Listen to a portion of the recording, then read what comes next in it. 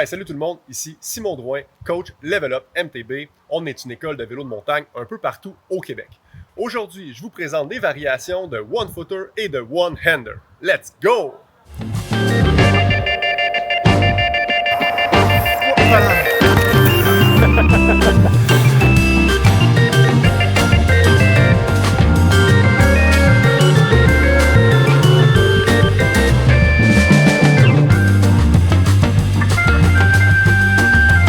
Pourquoi j'ai eu cette idée-là?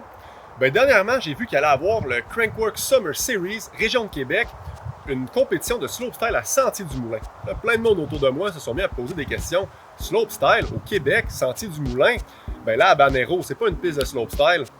En effet, là, à Habanero, c'est plus une piste de freeride. Mais cet événement-là, avec l'ambiance Crankworx, c'est vraiment l'occasion idéale de rider en gang et de se montrer notre style. Parce que, dans slopestyle, il y a aussi le mot style. Donc, on commence avec les variations de one-hander.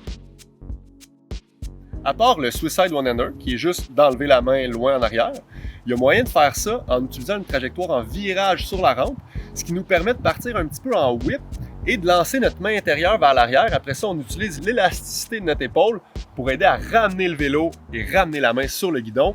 C'est un sentiment qui est vraiment plaisant.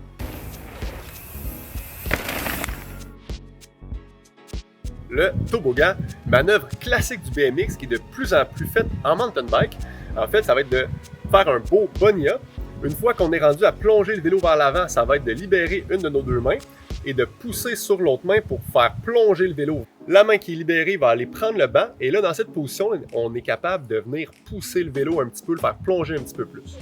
Dans la façon que moi je le fais, je penche le vélo un petit peu en tabletop. J'aime le feeling, pour moi c'est plus naturel comme ça. Contrairement à la variation BMX dans laquelle le vélo va peut-être plonger un petit peu plus vers l'avant et la roue va être plus à 90 degrés.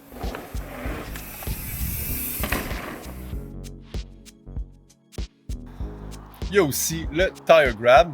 Donc on va sauter, aller amener le guidon dans les hanches pour se rapprocher de la roue. On étend la main de notre choix et on vient effleurer le pneu.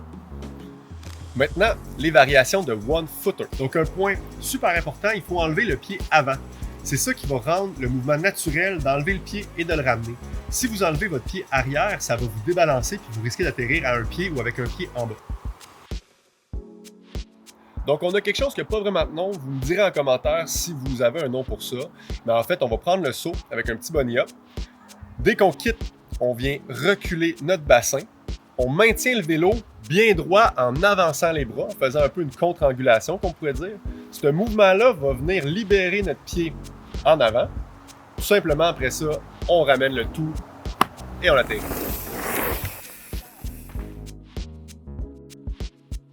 Le One Foot Euro.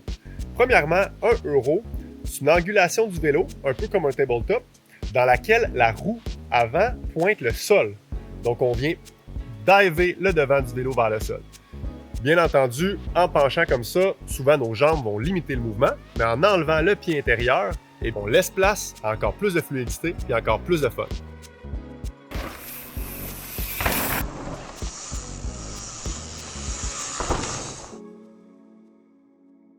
Le on-turn down. Donc le terme on-turn down vient du turn down, qui est une manœuvre classique de BMX. Avec la géométrie des vélos de montagne, on ne peut pas faire la rotation du guidon comme dans un turn down, alors on va laisser le guidon dans l'axe du vélo. Alors on quitte la rampe, on recule les fesses un peu en position de chaise. La main qui va se retrouver sur le dessus du mouvement, on vient la tirer en dessous de l'aisselle. Ça va faire que le pied qui est en dessous du mouvement va quitter la pédale. Et puis là, tout simplement, on se détend, on spot l'atterrissage et on ramène le tout.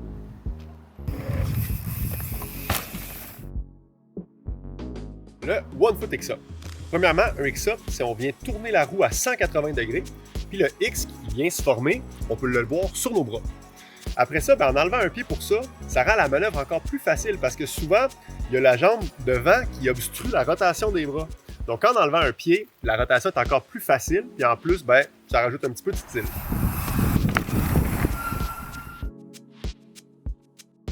Le can-can. Comme la danse, en fait, on va enlever notre pied, le passer par-dessus le cadre et donner un coup de pied de l'autre côté avant de le ramener tout simplement.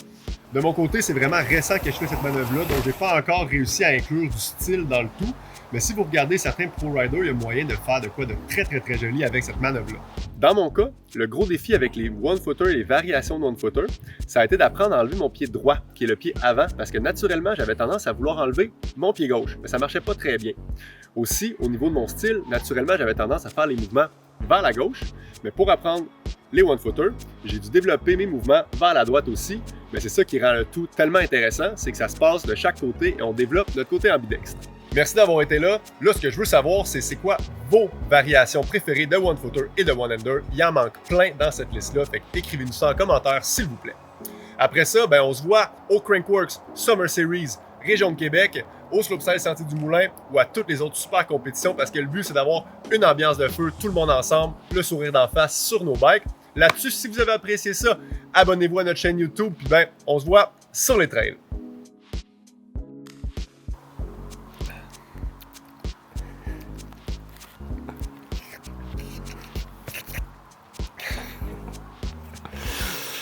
Okay.